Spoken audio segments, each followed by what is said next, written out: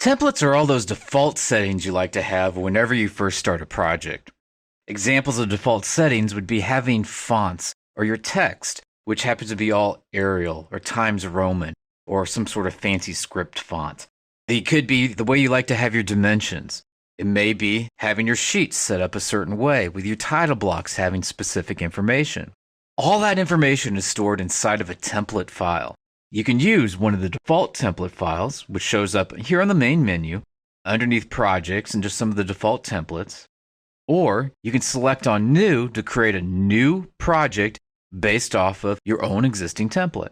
So let's start by selecting on New from underneath Projects. Here's that same list of files that we had over here. Most likely, though, you want to choose your own template file, something that you've created that has your standards associated with it. To do that, you need to select on the Browse button. This will bring up the Choose Template dialog box. From here, you could surf on your network, find it on your own computer, wherever you store your templates at, you can go to it, and then highlight the one you want to be able to open up. In this case, we can see that there's ones that have default mechanical settings or electrical settings, some that are designed for more of a residential construction, maybe structural. And depending on your version of Revit, some of these templates may be different. Revit Architecture will have some different default templates from Revit 2014. That being said, though, we should all have a default.rte, which stands for default.revit template. Go ahead and select on that and click on Open. And what we're going to do is we're going to create a new project based off of that default template that's available to us. We also could click here where it has Project Template. If we did, we'd be creating our own template from scratch. And when we saved it, it would then be able to browse to in order to pull up those settings again and again on future projects. But for right now, we're just going to select on Project and create a new project based off of the default template. So select on OK. And this brings up our project, once again, based off of the default template. Some of the settings that are going to be in there are default floor plan views, default ceiling plan views, or default elevation views. Anything that would have a schedule associated with it could be preset by default, so the second you start to draw those things in, the schedule will start to populate. You can also load in default families, such as your default walls, doors, windows. The kinds of items you'd like to have from project to project, they can just be in your template. And then when it comes time to start a project, there they are. I'll also point out that if we go in and create a new sheet, that even your title blocks can be in here. So you can have your different size title blocks available to you. Then you select the appropriate title block off of the list and click on OK. It'll bring up your custom title block and you can start to fill up your sheet with information.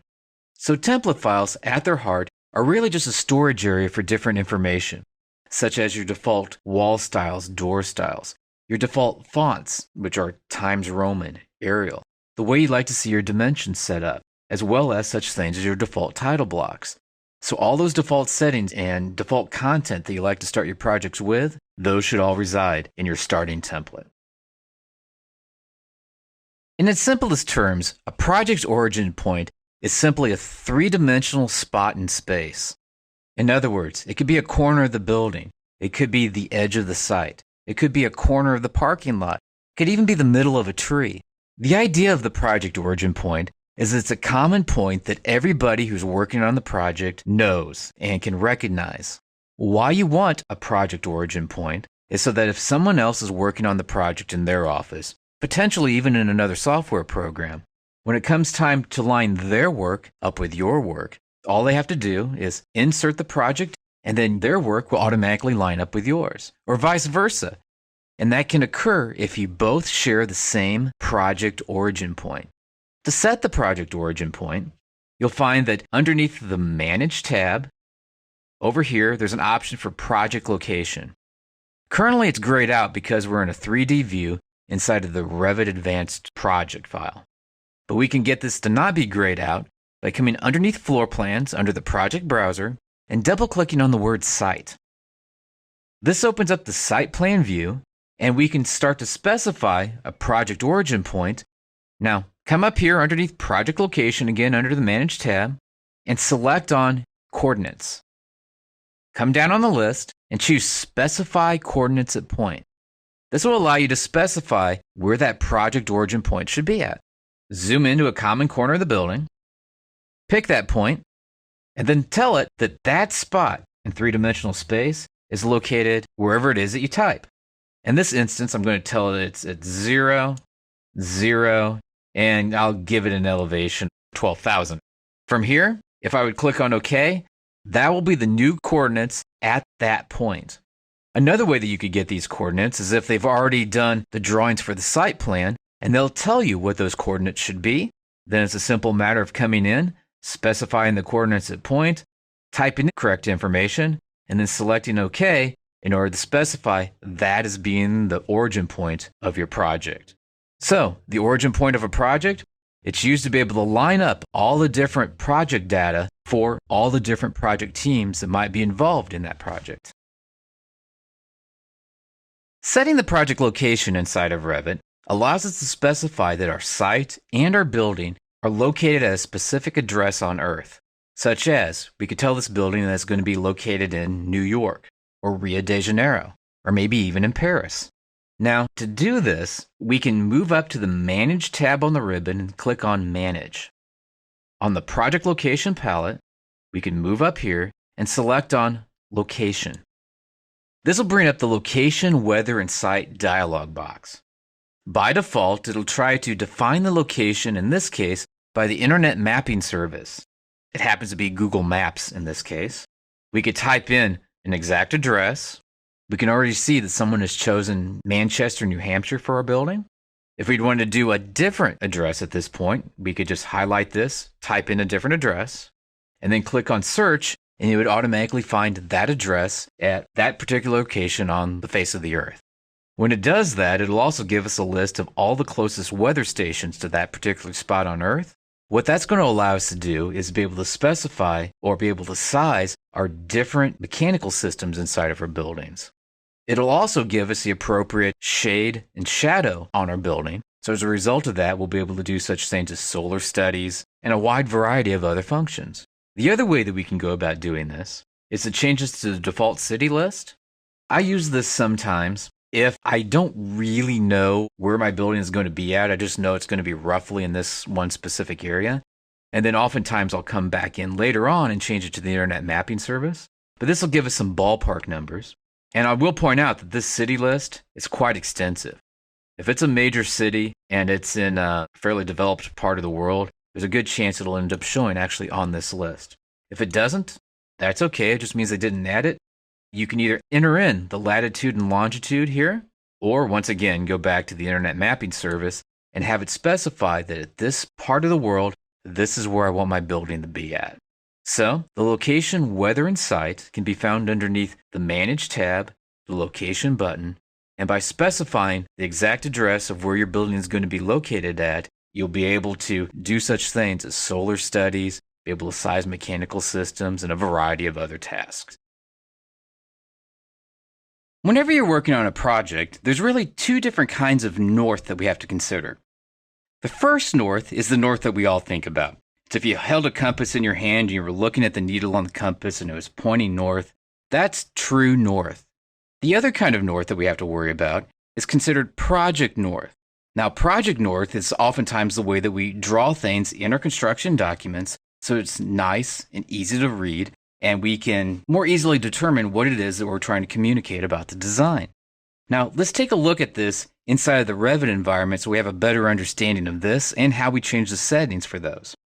To begin with, go to your project browser and double-click on the 01 entry-level floor plan to open that up. One of the things we'll find is if we go to the Properties tab down here at the bottom, we're going to scroll down, and right now the orientation is set to Project North. That's okay. What we're going to see is a change here in just a minute. To see this change, come over here to the Manage tab and select on Manage. Where there's Project Location, select on the button which is indicating Position. When that flyout menu appears, select Rotate True North. The view must be oriented to true north. Modify the view's properties or use a different view. Essentially what it's saying is that we need to be able to change this first to true north before we can modify that setting. So that's simple enough to do. Come down here to orientation and change this to true north, and then just click out here in the drawing area. Now let's go through the same process. Move up here underneath the Manage tab again, select on Position, and choose Rotate True North. What we're going to do is we're going to actually specify which direction is the actual compass arrow pointing whenever north is asked about.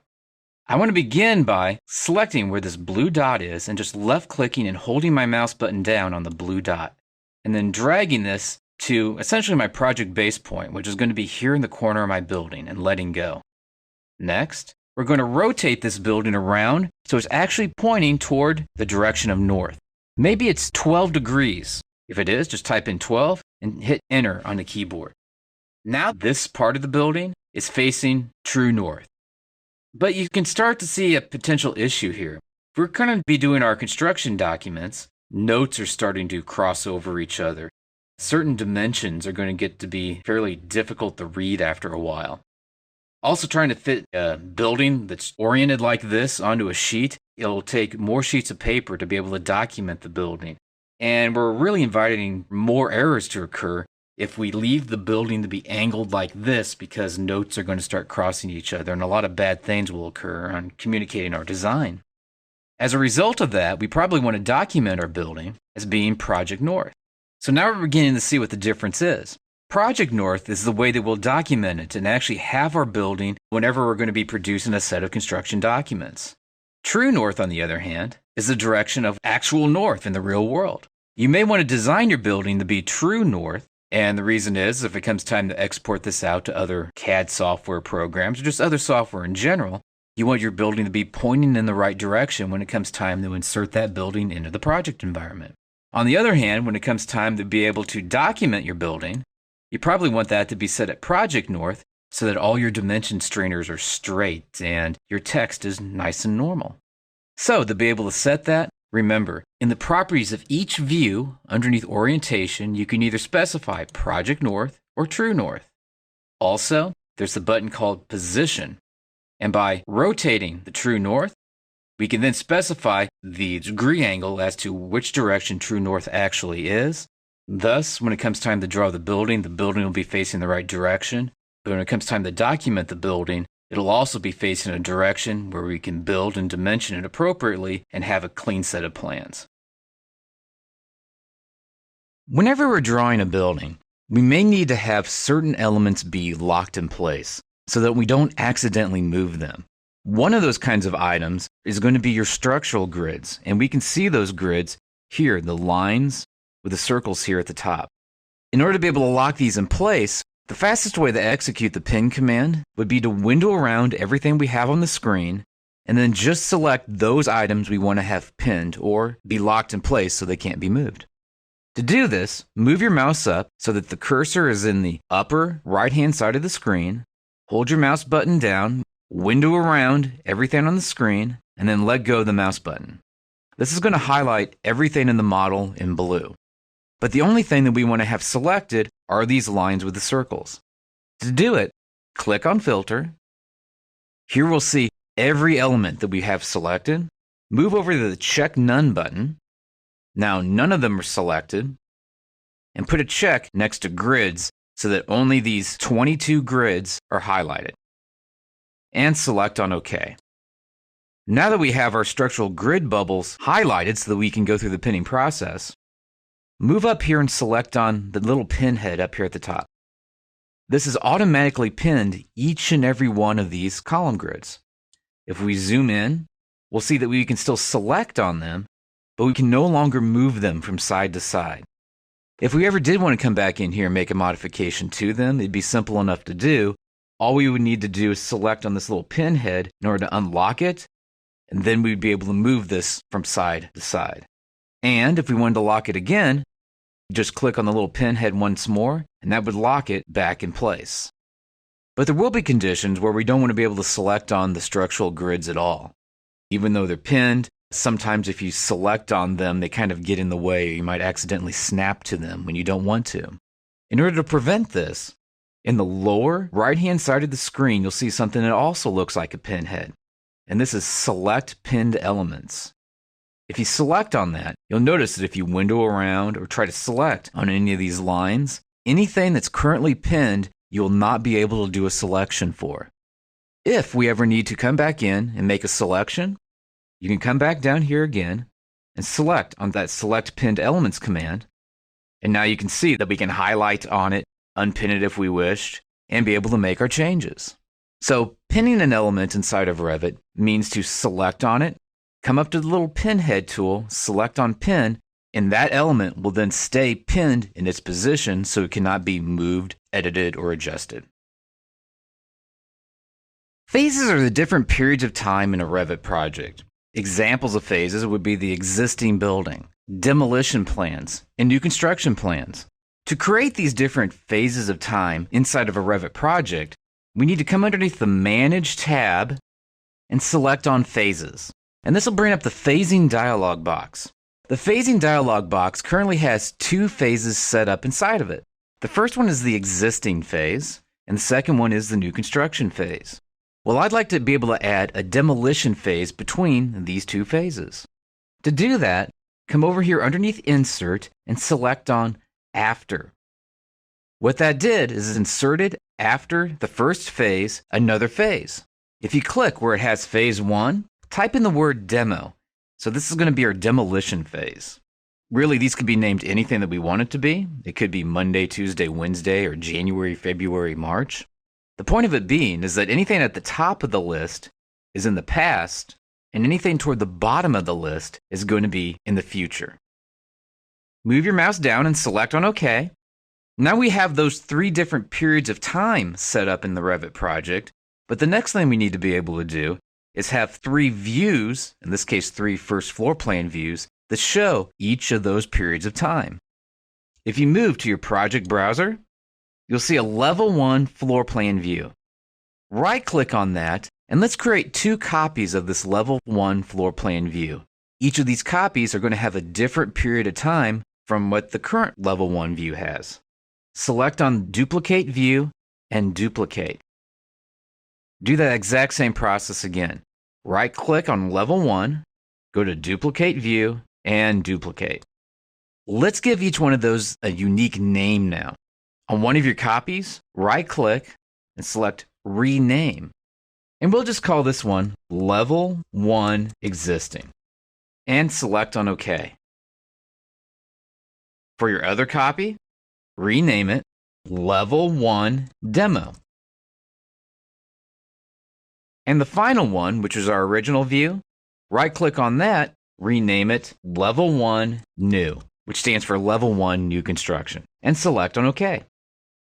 If it asks you, would you like to rename the corresponding levels and views, just tell that no.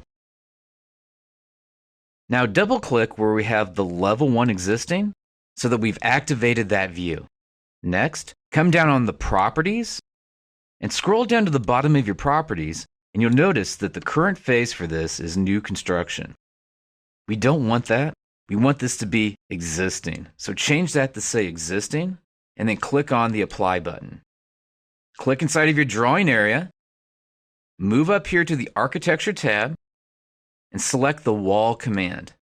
Now, it doesn't matter which type of wall that we do or the dimensions of the wall. We're just drawing in some walls that we're going to ultimately do some demolition to, and then we'll see how these walls look in the new construction phase.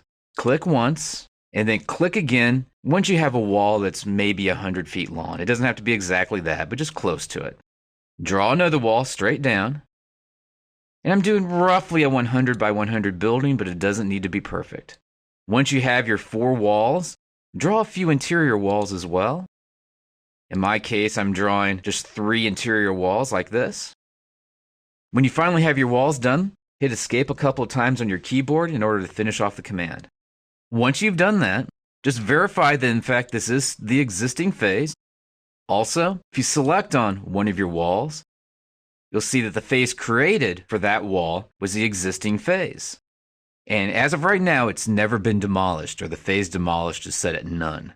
To get out of the command, just make sure you hit Escape a couple of times on the keyboard. Next, what we want to do is move into our demo plan. So double-click on Level 1 Demo. The first thing you might notice is it looks like all your walls have went away. And the reality of it is that they kind of have, but they still exist inside of your project. If your walls go away or they look like they've kind of vanished, In my case, you can start to see they've actually come back, which is what I'd expect. Move over here to Properties, come down here to the bottom, and change this phase from being New Construction to Demo, and click on Apply. We are now in the demo phase of our project. And if we select on one of these interior walls, we'll have the ability to select on Revit's Demolish tool, which looks like a big sledgehammer. So click the sledgehammer up there and click on each of these interior walls. And you'll see that each of these walls have now gotten demolished, or they're getting demolished, and they have the right line and style associated with them for a demolished wall. Move once again back to your project browser and double click on Level 1 New.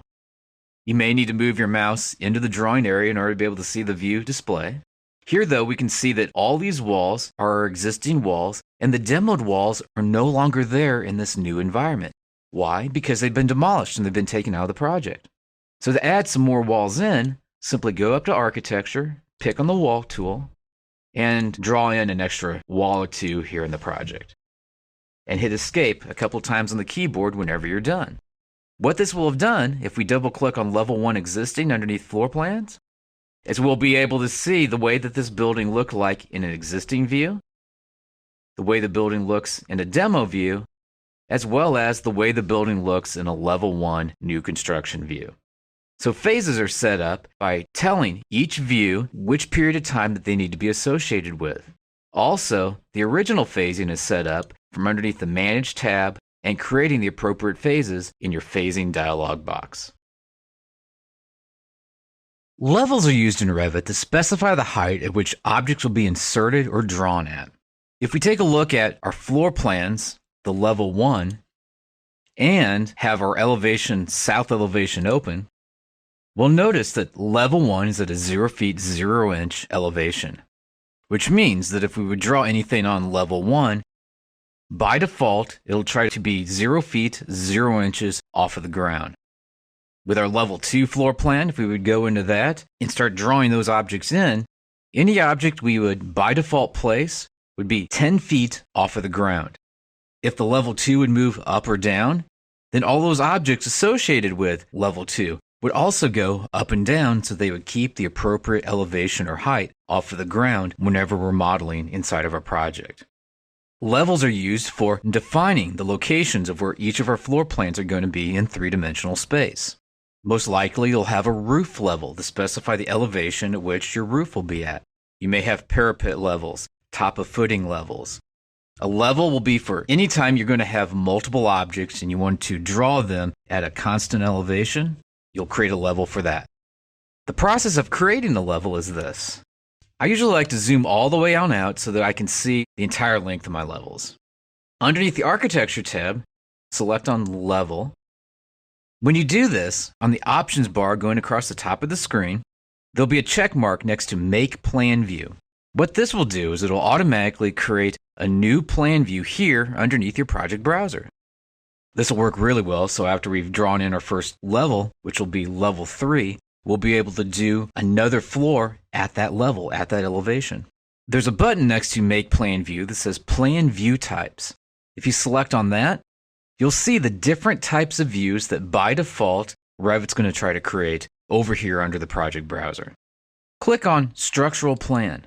Because now only Ceiling Plan and Floor Plan is highlighted, those are going to be the only two new plans that get created here under the project browser when we create our new levels. Let's go ahead and try that by clicking on OK. Move over to the left-hand side. We'll worry about the exact elevations later, and click when you get that dashed line showing up at the end of your level lines. Move straight over and click again. Do this one more time. Once again, I'm not worried too much about the elevations. We're going to adjust this after the fact. When you're done with the clicking, hit Escape a couple times on the keyboard. What you'll notice is it's now created those extra levels here underneath floor plans, as well as underneath your ceiling plans. If we zoom in, we'll see that the elevation for Level 3, because of where I picked, is 18 foot 6 inches. Yours might be slightly different based on where you picked. Now, if I want my Level 3 to be at a different elevation, I can do that. Simply click on the level line itself, then click on the dimension, and type in this case, 20 for 20 feet, and hit Enter. Now, Level 3 And if anything had been drawn on it, anything that was associated with level 3, has now been raised up to the 20-foot mark. Do the same thing with level 4, except make this be 30 feet.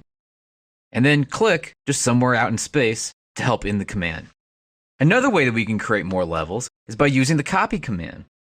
If you select on your level 4, move up here to the copy command, which looks like a circle with 2 other circles. Click once. I usually like to click on that line that I'm getting ready to copy and move straight up. Just come up a small 1 foot 6 inches and click. And hit escape a couple times to get out of the command. One thing that you'll notice is whenever you use the copy command, something is special about that new level that you just created. First off, it's black in color and not blue. What this indicates is that a new level has not been created underneath floor plans or underneath ceiling plans for this particular level.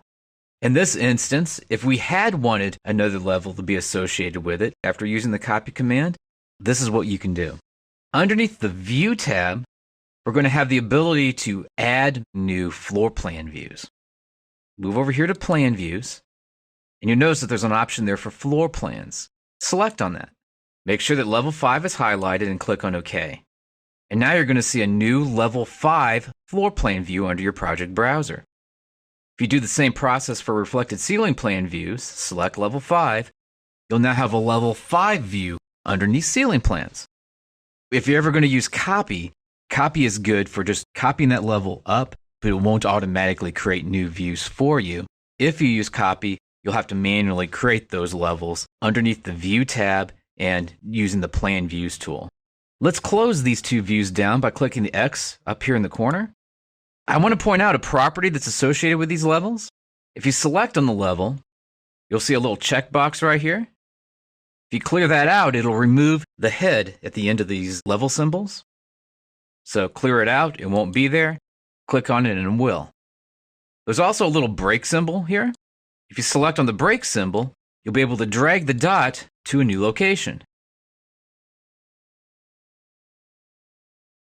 By doing it this way, if you have 2 levels which are very close to one another, you can separate these out so we can see graphically what the elevation and names of these 2 levels are. If we want to space these out a little bit further, we can. Simply select on the level line, click on the dimension. In this case, I'm going to type in 33 feet and raise this level up to that 33-foot mark. And if we wanted to bring this back down again so it's in a straight line, just click on that little dot and you can pull it down. It'll almost snap into place. And when you let go, you'll see that it's coming straight across now. So the act of creating levels is coming underneath the Architecture tab and selecting the Level command off of the ribbon. And the purpose behind levels is these are the different elevations at which each of your different floor plans are going to be created. As such, you'll want to set this up very early in the project because the earlier that you drop these level lines in, the easier it's going to be to start creating your first, second, third floor plans on the fly.